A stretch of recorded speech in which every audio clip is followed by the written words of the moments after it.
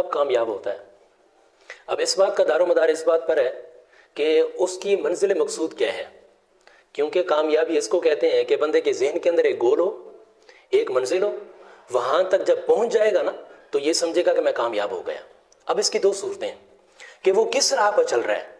اگر وہ اس راہ پہ چل رہا ہے کہ اس کی کامیابی یہ ہے کہ میں زندگی اچھی بسر کروں اور اچھا پیسہ کماؤں، دولت کماؤں، نام کماؤں، یہ ہے کہ دنیاوی زندگی اس کی کامیابی ہے، اور دوسرا شخص یہ ہے کہ وہ دینی زندگی گزارنا چاہتا ہے اور اس کا گول یہ ہے کہ کل بروز قیامت میں سرخرو ہو جاؤں، اللہ تبارک و تعالیٰ کے سامنے کل بروز قیامت میں سرخرو ہو جاؤں۔ یہ دوسرا شخص یہ ہے۔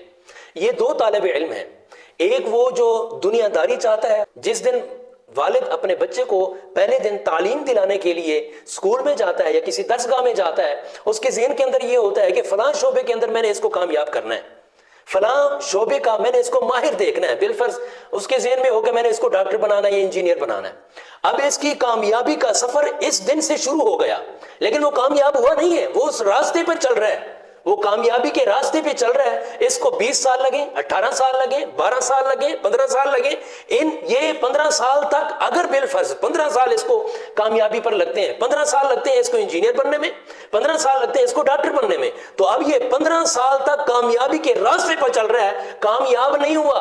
کامیاب تب ہوگا جب وہ اپنی منزل مقصود تک پہنچے گا۔ ڈاکٹر بننا چاہتا تھا، ڈاکٹر بن گیا، انجینئر بننا چاہتا تھا، انجینئر بن گیا، تب جا کے وہ کامیاب ہو گیا۔ لیکن دوسرا شخص جو والد اپنے بیٹے کو درسگاہ میں بٹھاتا ہے اور اس کے ذہن میں ہوتا ہے کہ یہ میرے لیے کل بروز قیامت سرمایہ بنے گا، میری بخشش کا ذریعہ بنے گا، دین کا طالب علم جب اس کو دین سکھلانے کے لیے اس کا والد درسگاہ میں بٹھا کے جاتا ہے، اب وہ 8 سال اس کو لگے، اس کو 12 سال لگے ایک عالم دین بننے کے لیے، اب اس کی جو منزل مقصود ہے نا وہ آخرت ہے، اس کی منزل مقصود آخرت کو سنوارنا ہے، اپنے والدین کی بخشش کا ذریعہ بننا ہے۔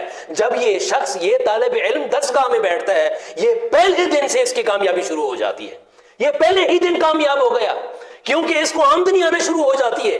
اس کے والد کے ذہن کے اندر کیا تھا؟ میں نے اس کو ایسا عالم دین، ایک دیندار شخص بنانا ہے، ایک عالم دین بنانا ہے۔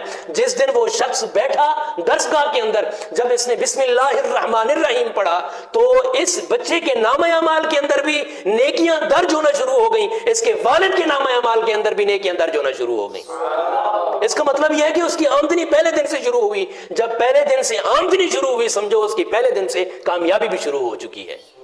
آپ لوگ پہلے دن سے جب آپ اس درسگاہ میں بیٹھے تھے، اس دن سے آپ کامیاب ہو چکے تھے۔ یہ کامیابی کے مراتب ہیں، یہ کامیابی کے مراتب ہیں۔ آپ پہلے درجے میں ہیں، دوسرے درجے میں ہیں، تیسرے میں یا 8ویں درجے میں ہیں، یہ کامیابی کے مراتب ہیں، کامیاب آپ ہو چکے ہیں۔ وہ شخص جو ڈاکٹر بننا چاہتا تھا، اگر اس نے میٹرک کر لی، ایف ایس سی کر لی، یا اس کا جو ہے نا ایڈمیشن جو ہے نا ایم بی بی ایس کے اندر ہو گیا یا انجینئرنگ کے اندر اس کا ایڈمیشن ہو گیا، وہ کامیاب نہیں ہوا۔ کامیاب وہ تب ہوگا جب ڈاکٹر بنے گا، کامیاب وہ تب ہوگا جب انجینئر بنے گا، جب اس کی انکم شروع ہوگی وہ تب کامیاب ہوگا۔ آپ لوگوں کی انکم پہلے دن سے شروع ہو چکی ہے۔ آپ کی انکم کیا تھی؟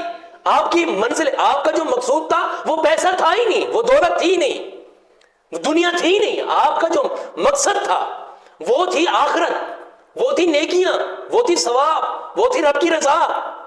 وہ تو پہلے دن سے آپ نے شروع کر دی، پہلے دن سے ہی آپ کے نامہ اعمال کے اندر نیکیاں درج ہونا شروع ہو چکی ہیں۔ یہ جو آپ وقت دے رہے ہیں، 1 سال، 2 سال، 3 سال، 10 سال، یہ جو آپ وقت دے رہے ہیں، یہ آپ مراتب ہیں، یہ کامیابی کے مراتب چل رہے ہیں۔ حقیقت ہے جس دن آپ آئے تھے اس دن آپ کامیاب ہو چکے تھے۔ یہ نہیں ہے کہ آپ 8 سال لگانے کے بعد کامیاب ہوں گے، آپ کامیاب لوگ ہیں۔